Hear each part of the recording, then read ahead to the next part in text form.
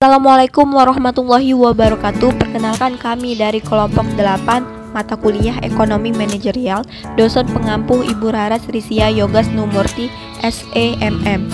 Di sini kami akan memaparkan materi tentang teori biaya.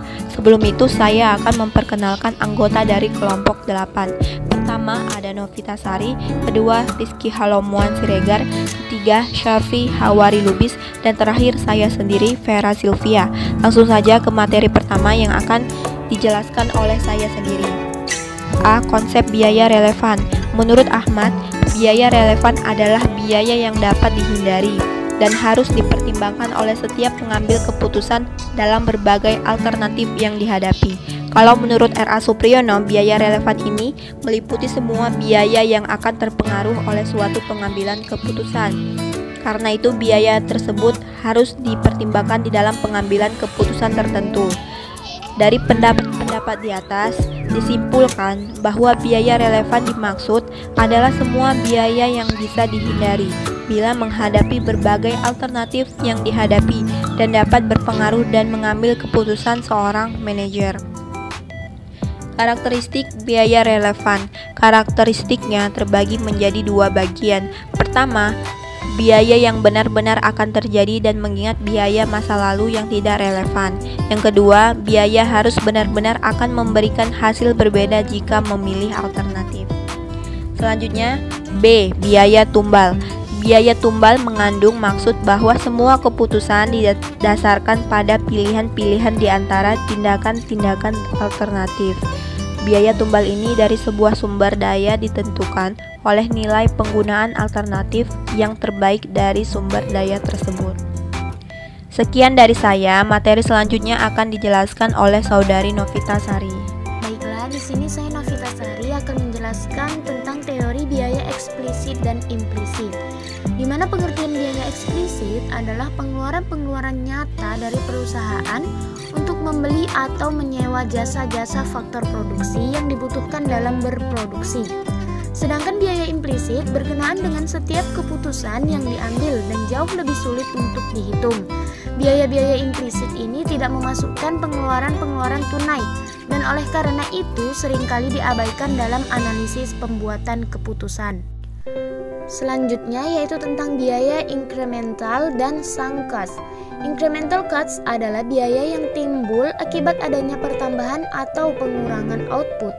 Biasanya merupakan hasil dari kegiatan produksi atau operasi. Incremental cost juga merupakan biaya yang terjadi sebagai akibat dari suatu keputusan. Contoh, penambahan biaya total produksi karena keputusan manajemen untuk penambahan tenaga kerja dan bahan baku. Sedangkan pengertian dari sunk cost adalah biaya yang sudah terlanjur keluar dan tidak relevan lagi untuk memperhitungkan biaya maupun imbalan yang didapat. Logika dari definisi biaya ini adalah segala sesuatu yang dianggap sebagai alternatif keputusan yang dibuat untuk melapisi pengeluaran yang ada. Pengeluaran tersebut akan tetap ada atau keluar. Contoh, saya tertarik untuk membeli sepatu yang harganya 2.500.000. Saya membayar uang tanda atau down payment sebesar 500.000 kepada penjual. Suatu ketika saya tertarik membeli kereta Scoopy dan saya harus membayar lunas sebesar 30 juta rupiah untuk bisa mendapatkan motor yang saya inginkan tersebut. Pilihan dari kedua opsi tersebut, apakah saya membeli sepatu atau membeli motor Scoopy, itu tidak akan berpengaruh kepada uang tanda sebesar 500.000 rupiah yang tadi. Selanjutnya, materi biaya jangka pendek dan jangka panjang. Jangka pendek didefinisikan sebagai suatu periode waktu di mana beberapa input bersifat tetap. Dalam periode jangka pendek, keputusan-keputusan perusahaan tersebut dikendalai oleh pengeluaran-pengeluaran modal sebelumnya dan komitmen-komitmen lainnya. Sedangkan dalam jangka panjang tidak ada pembatasan-pembatasan seperti itu. Singkatnya, kalau jangka panjang adalah suatu periode yang cukup panjang yang memungkinkan perusahaan untuk mengubah fasilitas-fasilitas produksinya secara lengkap melalui penambahan, pengurangan, atau pengubahan aset yang dimilikinya. Baiklah, materi selanjutnya akan dijelaskan oleh saudara Rizky Halomuan. Baik, di sini saya akan menjelaskan bagian F, yaitu kurva biaya jangka pendek. Di di mana kurva biaya jangka pendek menggunakan kombinasi input yang optimal atau less cost combination untuk memproduksi setiap tingkat output pada skala pabrik tertentu. Maka dibutuhkan sebuah kurva biaya total jangka pendek yang ditunjukkan oleh gambar di samping ini. Nah, ini merupakan tampak jelas pada gambar tersebut biaya total atau cost atau TC pada setiap tingkat output akan dijumlah dari biaya tetap atau fixed cost atau TFC dan biaya variabel total atau variabel cost atau TVC. Yang selanjutnya adalah kurva biaya jangka pendek. Yang selanjutnya adalah kurva biaya jangka panjang. Nah, kurva biaya jangka panjang juga dibuat dengan menggunakan asumsi bahwa sebuah pabrik yang optimal pada tingkat teknologi tertentu digunakan untuk memproduksi tingkat output tertentu dengan harga-harga input yang pasta 2 kali lipat input akan 2 kali lipatkan biaya totalnya yang menghasilkan sebuah fungsi biaya total atau JQ yang linear.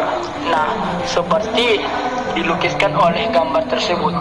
Jika fungsi produksi sebuah perusahaan bersifat decreasing atau return, itu seperti telah dilukiskan pada gambar, input harus lebih dari suatu lipat untuk menghasilkan output 2 kali lipat.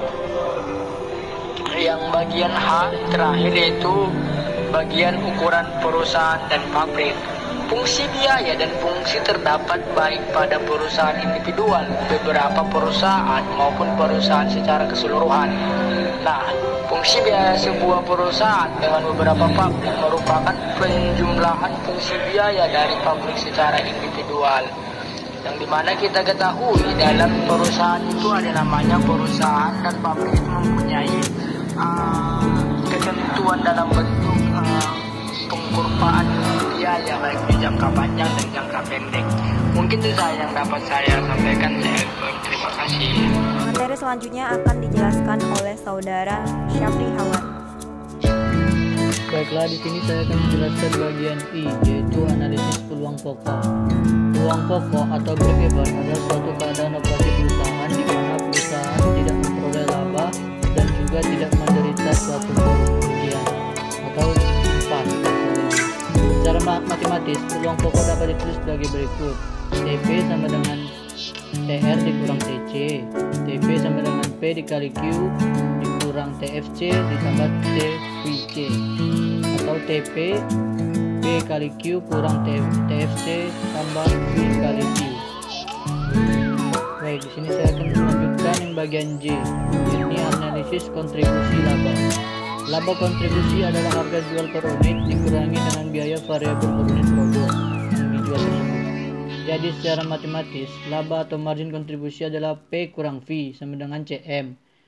Margin kontribusi ini juga menunjukkan berapa sisihan yang terjadi bila harga jual per unit produk tersebut dikurangkan dengan biaya variabel per unitnya. Hal ini juga menunjukkan berapa sisihan atau sisa margin yang ada bila dengan melakukan variable cost coverage. Artinya yang diperhitungkan sebagai biaya di sini hanya yang sifatnya biaya variabel saja, sedangkan biaya tetapnya dianggap tidak ada. Lanjut ke bagian K, keterbatasan analisis peluang pokok. Analisis peluang pokok berguna untuk meneliti hubungan antar volume, harga dan biaya sehingga membantu dalam penetapan harga, pengendalian biaya dan keputusan-keputusan mengenai program ekspansi. Tetapi sebagai fundament tindakan manajemen, analisis ini mempunyai keterbatasan.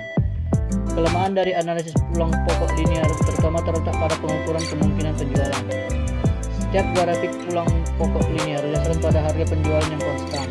Dengan demikian, untuk meneliti kemungkinan laba pada berbagai tingkat harga harus dibuatkan semua seri grafik.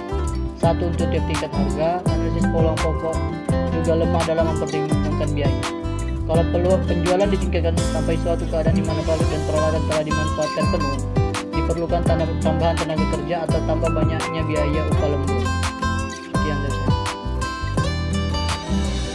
Baiklah, saya tutup. Sekian presentasi dari kami. Wabillahi taufiq wal hidayah. Wassalamualaikum warahmatullahi wabarakatuh.